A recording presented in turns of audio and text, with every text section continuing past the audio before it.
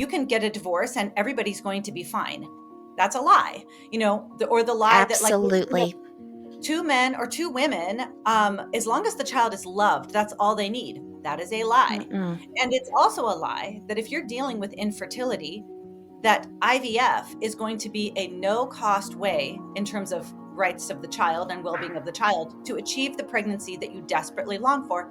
That is a lie.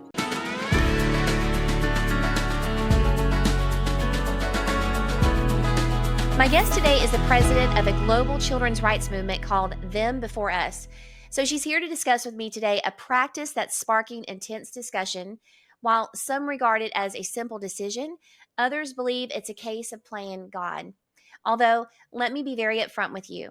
This episode could be very emotional for some and perhaps even trigger feelings of anger. But I just want you to know, I want you to know the intent of my heart, and my sincere prayer is that I hope this conversation brings full awareness to the common practice today and exposes the dark side for the sake of our children. So I'd like to welcome to the Standing Firm podcast, Katie Faust. Katie, thank you for being on with me today. It's a joy to be with you, Toni. Thanks for having me. Thank you so much. So, like I just said, this is sparking a huge discussion, a huge debate, and I'll be very forthcoming and tell you. I've even had people unfollow me because they think that I'm not being compassionate enough to talk about this. Talking about the IVF procedure and the practice, but I'm just compelled. I'm compelled, Katie, to expose the dark side of it after I haven't read all of your book, Them Before Us, but just the things that I have read and the things that you're sharing. There is such a side to this that I believe people need to understand for the sake of the children. So, just right now, if you could tell my audience a little bit about what you do, and tell them how you're fighting to reverse IVF or even stop it. I mean, what's your take on that? Yeah, thanks for having me. And I understand that this can be every issue that Them Before Us deals with intersects Mm-hmm. with some very, very deep pain, longings, losses, identities, feelings, desires of adults. Many of them are Right. very legitimate. And I, Mm-hmm. I tell people, like, there's not one subject that we cover, because at Them Before Us, we address the definition of marriage and Mm-hmm. divorce and same-sex parenting or modern families, reproductive technologies from IVF to sperm and egg donation to surrogacy, even to properly understanding adoption, to Right. cohabitation. I mean, there is really no area that we address that will not at some point infringe on the self-interest of adults. And Right. so, Right. like, Mm-hmm. I tell people, give me enough time and I will trigger you too. Even if you're with me on IVF, I'll probably make you really mad when we start talking about divorce. And Right. even if you agree with me on, the definition of marriage, you're probably going to get angry when I talk about surrogacy. Because in all of these areas, every single topic that has to do with marriage and family, adults have to make a decision. The decision is, who is going to sacrifice? Will it be me, or Mm-hmm. will it be?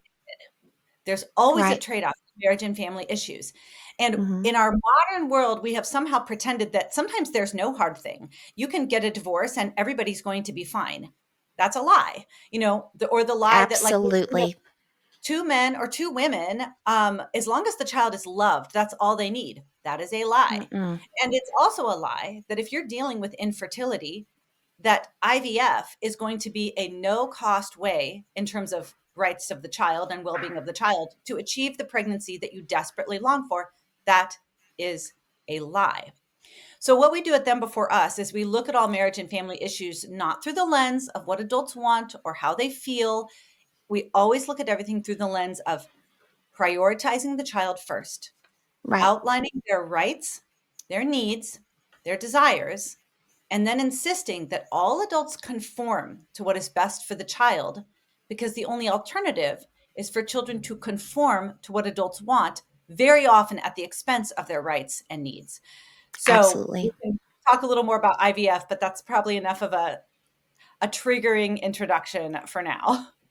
Well, Katie, one of the things that I was so unclear on is, and I've never done IVF. Now, I will tell you, we have quite a few friends that have, but I didn't understand the process that that so many embryos were created. I didn't know that. I didn't know they were kept in this frozen bank. I didn't know that people had to pay a monthly amount to keep them frozen. And then I started reading some of these blogs of the grief that women were having over these babies. It's like, Yes. and then you start reading the practices. A lot of this I learned from you. But talk to us more about that, because I know you have some stories. Because I think we don't talk about that enough. We talk about just the romantic side of creating a life. And I think there's a movie that, let me tell you this, actually the first time I talked to my daughter about IVF, we went to go see that movie Someone Like You. Have you seen Mhm. that? I It's a don't know if I Karen have. Kingsbury. It's a Oh, Karen okay. Kingsbury movie, and it's about IVF, and it's about her finding her long lost embryo sister. Oh, That's wow. the best way for me to say it. And I remember Yeah. my 13-year-old daughter saying, "What's IVF, mom?" So we had to have this long discussion, and I could just see the look on her face. But anyways, let's talk about that, because we don't talk about that enough. Like, where do Mhm. these embryos go? Talk, let our audience know a little bit more about that. Okay. So the reason why Them Before Us is so highly critical of IVF is Okay. because it rampantly victimizes children. Now, unfortunately, in pretty much every area of marriage and family, we sympathize with the adults to the point where we will then say it's okay to sacrifice the rights of children. And so when you talk about empathizing with people struggling with infertility, we have to. I mean, they Mhm. are carrying a crushing load. It is an incredible burden. It's very Right. emotional, Right. especially for women. Mhm. It's like their entire, you know, their whole mindset is just focused on what is the pregnancy test going to say this month. I mean, I have friends that have dealt with this, and it is just they can't think about anything else. I mean, and Right, right. understand, It's like, all consuming. it's Yes. all consuming. Wanting to be a parent Mhm. is very, very good, Yeah. but not at the expense of children's rights. So at Them Before Us, there's three specific child rights that come into play when you're talking about making children in a petri dish, and that's what IVF Mhm. is. In vitro fertilization, vitro being glass. You're making babies in glass. You're making children in a laboratory. So when you're making Mhm. children in a laboratory, there's three fundamental child rights that are at risk. The first one is a child's right to life. And that is where we need to be very, very clear that this is not overall pro life technology. And we'll talk about that. It also Mhm. threatens children's right to be known and loved by their mother and father. Because if you're Right. making babies in glass, it is just as easy to use somebody else's sperm or somebody else's egg or somebody else's womb to make that baby. And so anywhere from a third to two-thirds of children created through IVF are going to Yes. lose their mother or father in the process. And then Mhm. finally, it it threatens child's rights to be born free and not bought and sold. These are monetary transactions governed by contracts that violate a lot of the adoption best practices that we've established Mhm. over the last couple decades. So we can talk about violating all three of those rights. But let's just tackle the right to life issue, because that is kind of where you started out, like what happens with these Mhm. surplus embryos. And so I tell people, like, it's hard to know exactly what's going on behind the curtain at Big Fertility because this is a wild west of an industry. They have very Yeah. few requirements when it comes to tracking or sharing what they do with the little lives that they are making in their laboratories. But Okay. our best estimate is that anywhere from 1.3 to 1.6 million children will not make it through the process alive every year. You see that 90,000 children are born through IVF. Mhm. Hallelujah. We are so grateful. But Right. 1.3 to 1.6 are not going to make it. The Heritage Foundation did the best they could in terms of looking at the number of IVF cycles completed, the number of live births. They came to the conclusion that anywhere from our best estimate is probably 2.3% of children made in a laboratory will be born alive. The Okay. vast majority won't even have the chance to be transferred to the womb. So, what's going on? Why are we seeing such massive loss of embryonic life here? It Mhm. is because the industry encourages parents to make many more embryos than they could ever possibly implant or parent. Why?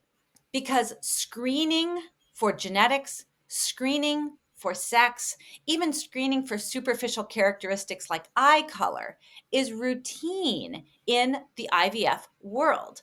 That they make many more embryos than they ever could implant because they want to whittle them down through all of these screenings. And then of the ones that are not rejected by having some kind of supposed abnormality, or they're not rejected because they have a low grade in terms of development, or they're not rejected because they are the wrong sex, then they Mhm. take that handful of embryos, they freeze the ones that they want to use later, and they may implant Mhm. one or two at the time. And Mhm. so I often tell people, like, big fertility is responsible for the destruction of many more embryonic lives every year than Planned Parenthood is. If you really believe that children have a right to life from the moment of conception, Right. we now Right. have a two-front war. We need to fight the baby taking industry of abortion, and we need to challenge the baby making industry of IVF. So here's the thing. As a biblical Christian, we should, I know I do, we should believe in life at conception. And I think what really got me was, again, I had no idea so many embryos were being created. And then you have to pose the question, where are they going? Yeah. And then I think Ali Bastucky just released this week, or I think she tweeted on it. You're talking about, a couple wanting to choose the desired trait.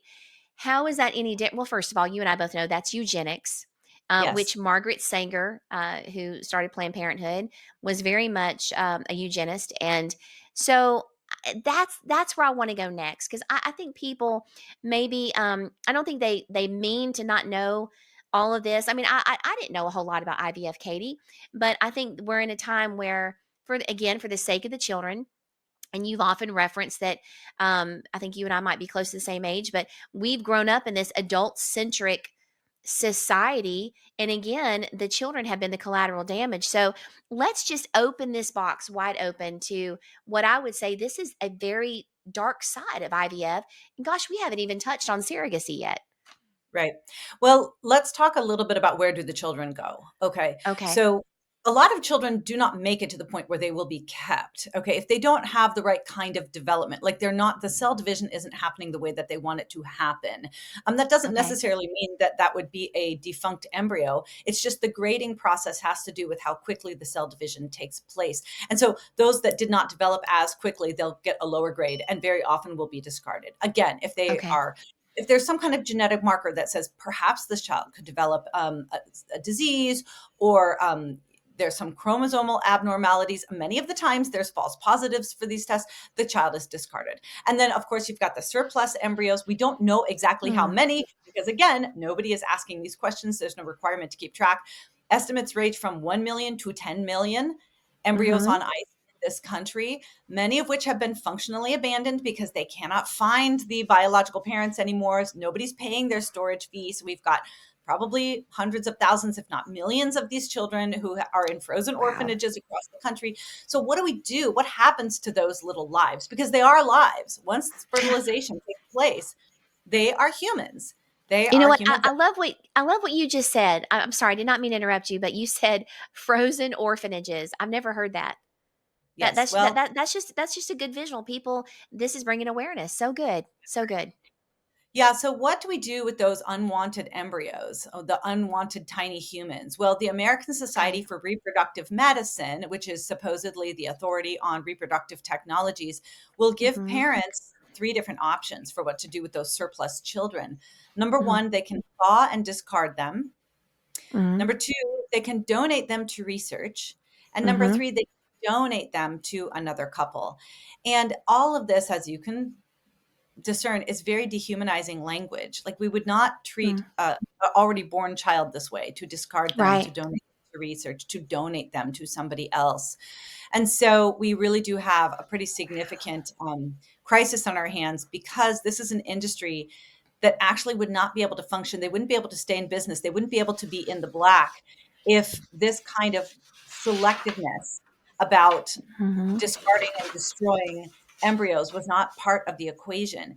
You know, what we saw after the Dobbs decision came down, after Roe versus Mm-hmm. Wade was overturned, was we had doctors in red states panicking that if the personhood law went into effect, a lot of these red states had trigger laws that if abortion was ever overturned, they immediately would have laws saying life begins at conception and therefore abortion is illegal, right? Right, And so right. what we saw is fertility doctors saying, if those trigger laws go into place, we will have to leave the state. We cannot do business unless we can destroy lives that have already been conceived. So this is built into the IVF model.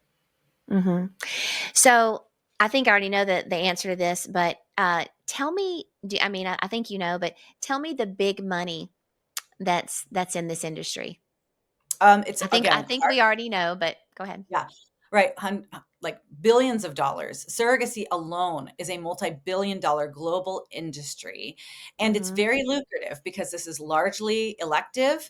And Hmm. again, there's no requirements. There's very little oversight of these clinics. You've got actually hundreds of lawsuits being brought against fertility clinics for implanting the wrong embryo, accidentally destroying embryos, like using the wrong sperm, in the situation. Hmm. Fertility fraud is very common. And I yet, read that. we don't have a lot of requirements or regulations around that. But it's very hard for us to even know how many of those are happening because this is so unregulated. Like, I come from the adoption world. I was the assistant director of the largest Chinese adoption agency in the world back before I Hmm. had kids. Very familiar with the hyper regulation and scrutiny that adoption Right. agencies have to undergo if they're placing Hmm. unrelated children with adoptive parents. There's incredible, very rigid for a purpose rules between exchanging money from adoptive parents to intended parents. There's hyper scrutiny of people that want to take these children home. You have to go through screening, vetting, background checks, home studies, get your fingerprints. None of that applies when you're talking about big fertility. So this is a really wild west. Like, we don't know what's going on. There's not a lot of regulation. There's very, very few requirements other than sort of reporting their live birth rate, which does not Hmm. include the number of babies that are not transferred to the womb. We have very little publicly available, reliable data on what's happening in the fertility clinic. So we also have a hard time evaluating how much money is being made globally as well. But it is a growing industry. That's amazing. It's not a benevolent nonprofit. We're not talking about Hmm. adoption agents. This is an industry that is always pushing for more consumers. And if they can keep you dependent, right? If they can make sure that you are not healed of your infertility, they've got a Hmm. repeat customer to the tune of $12,000 to $25,000 every IVF cycle.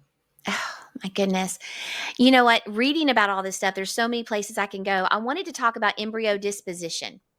I wanted to talk about that because, there's parts of this IVF that you don't think about. And I wrote down a couple of things.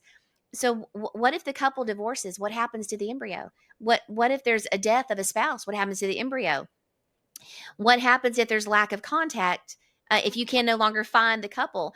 I mean, these are things that, people they don't think about. And so Yeah. what do you have to say about that? Like I said, just the ethical, the moral consideration. Well, yes. What about all that? And all of those things do happen. In Yeah. addition, you'll have a sweet, wonderful Christian couple that has made 5 embryos that intends to implant all of them. But then she goes through some kind of cancer and loses her uterus. And now they've got 3 embryos on ice. So now what do? Like, do they find a surrogate who is going to gestate those children and then return them to their biological parents? But then the child ends up dealing with the primal wound of losing their birth mother. Or do they destroy Mhm. those embryos? I mean, like, we get letters and emails all the time from people who are like, I did IVF, even as a pro-lifer, even as somebody saying, like, I'm raising this with my biological, with the child's other biological parent. But then these unforeseen consequences happened, like the divorce, like the medical issue, or like the fact that we had 2 children when we were 42. We were so grateful. We were busy with those twins, and now we're 48, and we still have 5 children on ice. And I don't know what to do because those are my children. I Right. can't imagine donating them or having even somebody else adopt them. But I am now really past the age where I could carry a child safely, even if it wasn't IVF, which is always a high risk pregnancy, even if it wasn't multiple, Mhm. always a high risk Mhm. pregnancy. So now we've got a lot of couples that wish they weren't in this situation, but stay awake at night wondering, what do I do with these frozen children who are just as human, just as related to me as the 2 kids that are eating Cheerios at my kitchen table in the morning? So this is anytime Yeah. you're making children outside of the womb, children are at risk. That's the bottom line. Like, this is inherently risky. Absolutely. Mhm. And in And terms of like your divorce, like we did see just recently a major custody dispute of embryos that were frozen, mhm. as it relates to a couple that was going through a divorce. She wanted to have the children and give them life. He said, I don't want to be a father with a woman I am not married to. And interestingly, the judge just ruled a couple years ago that the embryos were property. So he actually appealed to a slavery era law that categorized these unborn children as property, to be divided up as assets between the exes. Mhm. And I'll tell you what, when you have to appeal to slavery era law to deal with a category of humans, it should probably be an indication that you're on the wrong track. So, Katie, I've been wanting to ask you this question, and it's really, I know, I think I know what you're going to say, but just for our listeners, is IVF pro life? Well, I have a lot of people that object to our work or say, I wouldn't have my child if it wasn't for IVF, or IVF Sure. allowed me to actually give birth to this baby. And it is true that 90,000 children across the country are born through IVF. That's about 2% of the children that are Okay. born every year in America. Did IVF help to produce their life? Yeah, it did. And are we Mhm. grateful? We loved, we treasure those Yes. little children who are brought about through this technology. Mhm. 100% because we recognize that they are distinct, valuable, precious human beings Right. worthy of protection. And we are grateful that they're alive. Our critique of IVF is that the industry does not treat all children as if they are distinct, valuable, and worthy of life. It Nope. is not a pro life technology for the 93 to 97% of children that do not make it through this process alive. So it's understanding that we love life. We love life from the understanding that it begins at the moment of conception and that those are humans at the earliest stages of development. And if we really believe that those are lives, we will highly critique this industry and we Mhm. will point out that it As rampantly we should. victimizes Yeah, the as vast we majority should. of children. Yeah, as we should. Yeah. So, I got into a kind of a heated discussion with a friend of mine, who had a good friend who they had IVF, and we're not in any way saying that every child's life is important, and in the same breath, that is why we're having this discussion, because Right. every child's life is important, even those frozen embryos. And let me kind of switch gears here, because the whole thing to me from the very beginning, going years back, just right in my spirit, my Christian conscience, was this is playing God. And I think I wrote the scripture down. Yeah, in Romans 1:30. I'll just kind of paraphrase here. But, in the last days, people will be inventors of evil things. And I believe maybe it started out as a good thing, Katie. Maybe you might have a different opinion on that, but we can see the dark turn that it's taken. And so, with that said, let me switch over here to surrogacy. I think what really, really just shattered me is seeing two men have a surrogate mother, and this baby being just torn away. And yes, I'm going to use that word, because that's how it felt to me. This baby being torn away from her mother, not even being allowed to, I've got four children, not being allowed to lay on her chest and have that bond, that connection. And I know you have so much to say about that, but that wrecked me, Katie. And I'm thinking, this is where we're going, guys. And Christians, I think some people are scared to speak up because they're like, well, Toni, I go to church with someone, their kids are through IVF. And I'm like, I get that.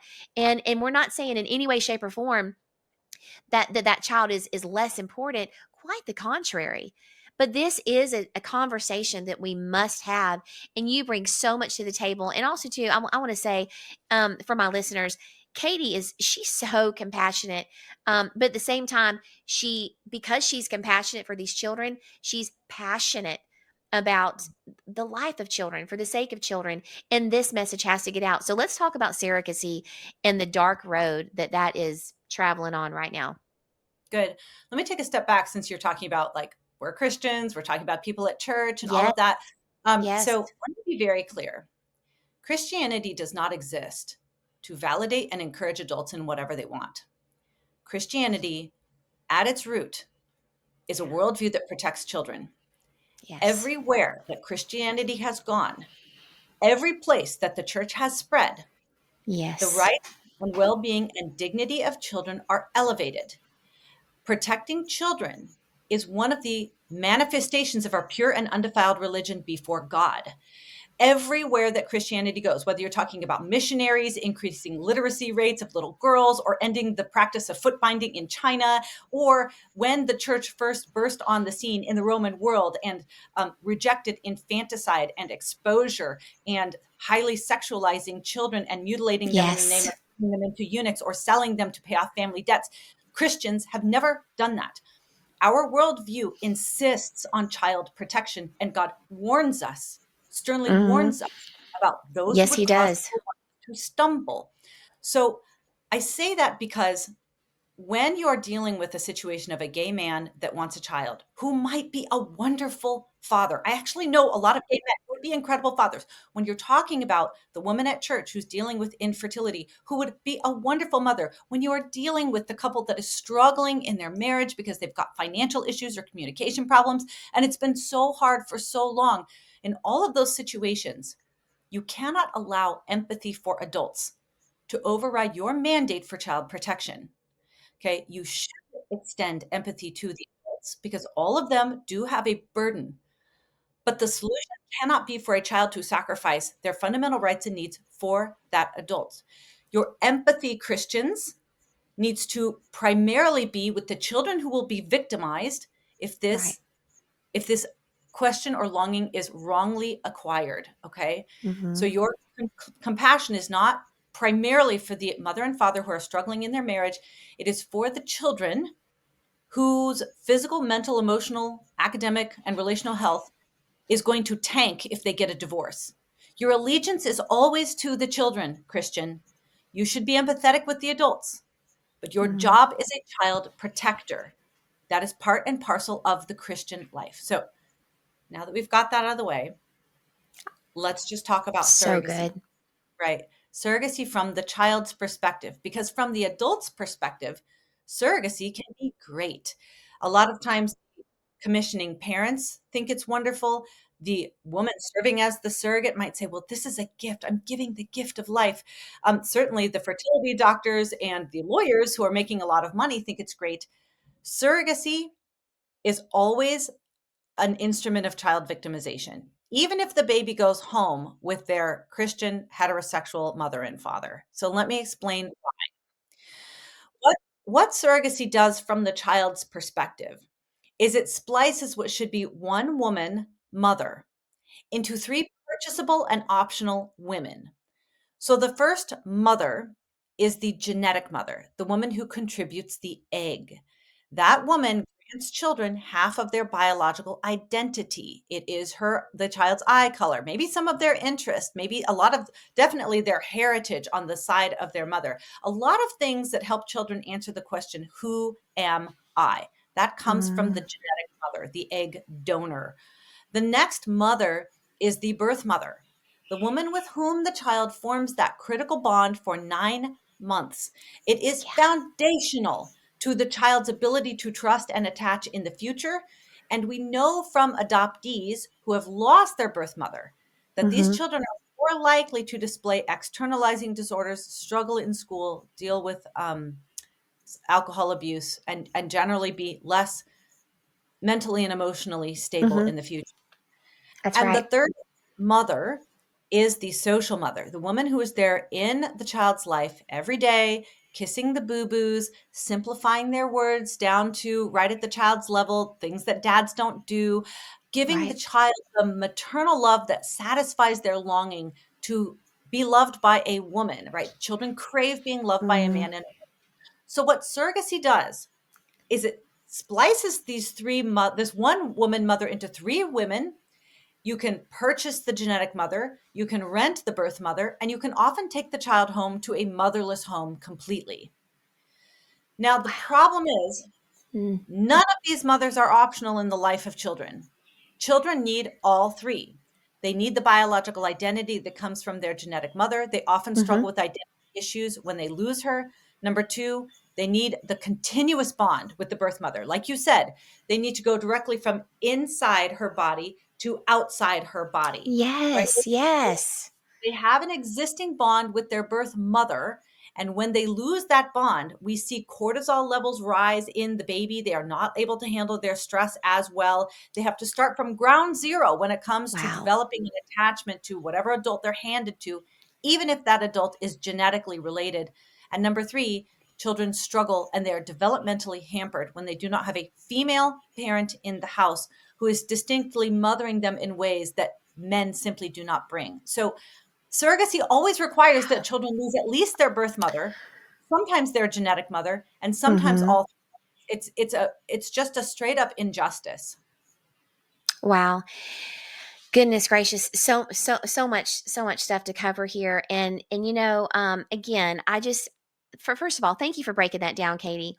And again, no child is ever a mistake. But I wanted this podcast just to be very raw and real because I myself I didn't know the behind the scenes, the dark side of IVF, the dark side of surrogacy, and because I birthed all four of my children, but we do know some people that have done IVF. But again, I just am in my spirit, and when I say my spirit, my Christian conscience, Right. I don't see how Christians can't look at this as we're playing God. Right. And so again, I love what you said on the front end of that before we started talking about surrogacy is there's this Christian empathy to elevate adults above children in many different things across the board.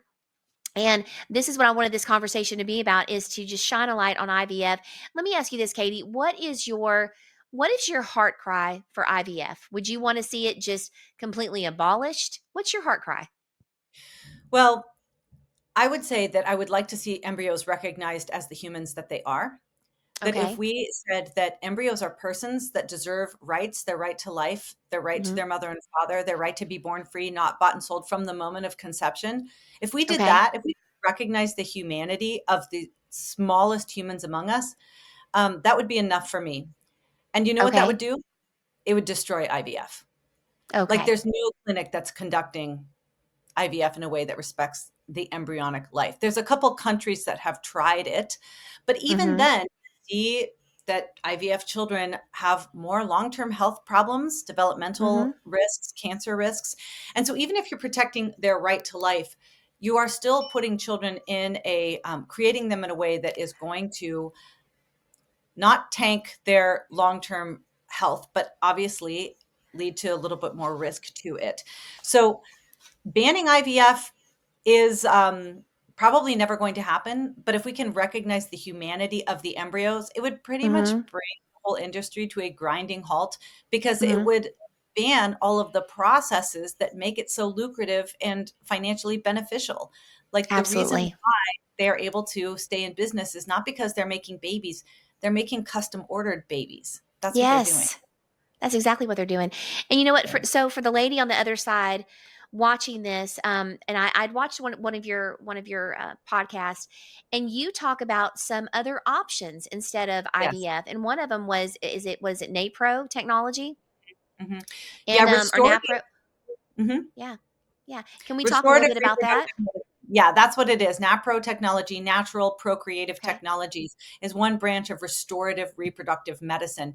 And that is that when you are struggling to conceive, Right. typically you have not been able to get pregnant after 6 to 12 months of unprotected heterosexual sex.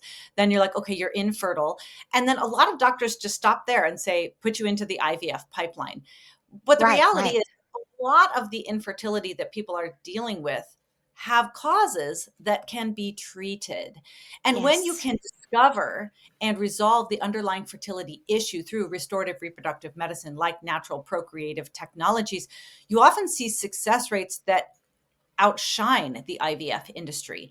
And so, like, this whole push of like making IVF more accessible and cheaper, it actually completely goes against the MAHA movement, the America Healthy Again, because a lot of the Mhm. reasons why we're dealing with infertility are environmental. We're not Mhm. necessarily, we're obese, or there's some kind of imbalance in our system that can be treated and resolved if we can put our finger on it. So if you're dealing with infertility, don't believe your doctor that IVF is the only path forward to becoming Right. a, look Right. up NaPro technologies, look up restorative reproductive medicine, get healthy so that you don't have to rely on a technician to have the children that you desperately long for. Absolutely. So I was looking up that NaPro technology, and the success rate's pretty high, where they're focused on identifying and treating the underlying causes of reproductive issue. Right. Man, we could even go down a whole nother rabbit trail here on the unhealthiness of a lot of people, and then Yeah. also too just the knee jerk reaction, the flesh wanting to now. I want to make it happen now. Yeah. And I mean, how many stories have you heard where someone's done the IVF? Gone through the procedure, and I've heard these stories, and then they end up getting pregnant the natural way. So you have that. And then also let's talk about adoption. Yeah. There's so many. I guess I just didn't want to leave this podcast. I didn't want someone just feeling all tangled up inside. And even though, yes, the intent of this conversation was to expose the dark side of IVF and surrogacy, but there are other options if you are facing infertility at this moment. And you want to talk some more about that? Yeah, I would love to. Just because I'm an adoptive mom, I really believe that adoption is a redemptive process. It needs to be a redemptive process. But I also want to caution people. We have challenged a lot of bills throughout the country where a gay couple will say, well, we have a right to adopt. Like, well, Mm-hmm. if heterosexual couples can adopt, then we have a right to adopt. And our answer to that is no, you don't. Um, Mm-hmm. you do not have a right to a child that's not biologically yours. But then we would say to the heterosexual couples, you don't have a right to adopt either. Adoption is not actually for adults. It's not a way for adults to get kids. It's not a way for gay adults to get kids. And it's not a way Mm-hmm. for infertile heterosexual couples to get kids. Adoption is not primarily a way to complete your family. Mm-hmm. Adoption, when it is properly understood, is a rescue operation. It is a way to redeem what has been lost. It is a way to mend what has been broken. And whenever possible, those children absolutely need a married mother and father. But you cannot primarily go into it to satisfy what it is that you want to complete your family. You have to go into adoption because you understand the child has been burdened and you are Mm-hmm. willing to shoulder that burden for them. But that means you're going to be burdened, especially if you're talking about older children, special needs, sibling groups, foster care. This is not a child needs love. We can love a child. Ding, problem solved. That is not Yeah. how adoption works. Adoption is very often accepting part of the child's lifelong burden that may never fully be resolved on this side of heaven. So it is something where you have to be called to it, not because it's going to make you happy, even though sometimes it does, even though sometimes Right. that your burden to help a child does coincide with your longing for children, and your diagnosis of infertility. Sometimes those go together, but simply being infertile is not the right reason to adopt. The right reason to adopt is because you understand that you will be meeting this child's need, not that they will be meeting yours. Katie, that is so good. That's so powerful. And yes, I love that perspective. You're not adopting a child to meet your needs. It's to meet them. And I love that you Yes. say that it's a rescue operation. And I feel compelled. I know that you are. Are you a pastor's wife, or were I you a was pastor's wife? I was Okay. for like 25 years, and then my husband became a Navy chaplain, so now I'm a Navy wife. I love it. I love it. Well, I feel compelled. I know that there's going to be a lady listening, and either she's going through this or she knows somebody who is. And it would be my honor if you would pray over the Oh gosh, podcast. yes. Pray over the Yeah, woman that's listening. And again, sweet friends, I don't want this to my intent. I know I probably speak for Katie too, but our intent is not to bring just condemnation on you, but it's just awareness. It's just awareness. And again, yes, if you would just pray over a viewer right now, someone's yeah, watching this and she needs those loving words spoken over her. yeah. Lord, we thank you that you've made this woman with all of her gifts and longings to mother a child, from her own body. Let's be honest, that's what she wants. She wants the whole experience. She wants to conceive, she wants to carry, she wants to bond, she wants to breastfeed, she wants to see that child from the moment of birth all the way up until Yes. they graduate and as the child grows. That is such a good and worthy and God-given longing.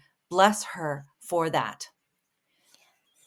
And put Yes. your finger right on the problem and heal her. Take her to the people that can accurately diagnose what it is that is going wrong and heal her. And as she waits and as she asks, bring children into her life that she can mother, nieces or nephews or other children that desperately need her mothering gift and her mothering touch. God, help her to mother the children around her who would benefit so much from her maternal care. And God, anchor her in your word so that she sees herself not just as a woman who longs to be a mother, but your plan A for child protection on this earth. And that she understands her deep calling to defend all children from all threats, all different kinds of threats that they're going to face from our lost and broken world. And Yes. empower her, God, to be an agent of protection for children, whether or not you allow her the motherhood that she does so desperately longs for. God, give her she wants a relational connection with the child. While she waits, give her a heightened relational connection with you. In Jesus' name, amen. Amen. Katie Faust, you are such a blessing. Listen, how can anybody and how can we partner with them before us? And how can somebody help? And how can someone get in touch with you? Because you need, lady, sweet friend, you need to be speaking at every church across America. Such a such a powerful testimony that you have, but this message must get out. How can someone get in touch with you? Definitely come to thembeforeus.com. Subscribe to our newsletter. We will equip you. We will make you warriors for children. Donate. We are taking on giants, and we are trying to do Yeah. this across the globe. We're trying to facilitate and equip, couples in small countries around the world that are working to beat back the marriage redefinition machine that is coming for every country. And so we want to make sure that all children across the world are protected. We are the tip of the spear when it comes to Hmm. IVF, surrogacy, and sperm and egg donation. I probably did 50 interviews last year on IVF alone because there's so much moral confusion, even among conservatives, even among pro-lifers, even among Yes. Christians. And there is no space for that. The kind of dystopic threats that are coming for children are going to get worse. They are getting worse. If we do not get very, very clear on what's happening right now in the world of reproductive technologies, we are looking at some of the most egregious, shocking kinds of developments, from artificial wombs to robot nannies to Yes. uterine transplants into transgender women. I mean, it's just egregious. We have got to get very serious about fighting for children, and we have to restore marriage. Like it all, individual That's child it. being That's it. national Mhm. comes down to restoring marriage and overturning gay marriage. And we are actually, I would say, the only organization that has an overt plan to do that. We really need your help. We want you to join us and be defenders of children. So come to them before us, subscribe, donate, stay connected, let us equip you. Honestly, it's just ordinary Christians that are going to do this because nobody else has the guts to. Well, perfectly said, perfectly said. And you know what? That's what got me. I love to say what Heidi says. That's what got me off the bench. I love the God's design, Jesus's design of marriage. I love Yes. children. I love family, and it's just time. I think all of us, if we're truly walking. I keep looking down because I'm looking at the Word of God. If we're truly walking in the Word of God, how can you not be compelled to move on behalf of these children and to get involved? It's not a culture war. This is a spiritual war to its core. Right. Katie Yes. Faust, sweet friend, thank you for being on the Standing Firm podcast today. You are such a bright light. Keep fighting for the sake of these children. Thanks for coming Thank you for on. having me. Thanks, Toni. If you've been deeply moved by the message on Standing Firm and you're committed to not missing a single episode of Toni's invaluable teachings and interviews, we invite you to take a moment and join us. Subscribe to our YouTube channel today.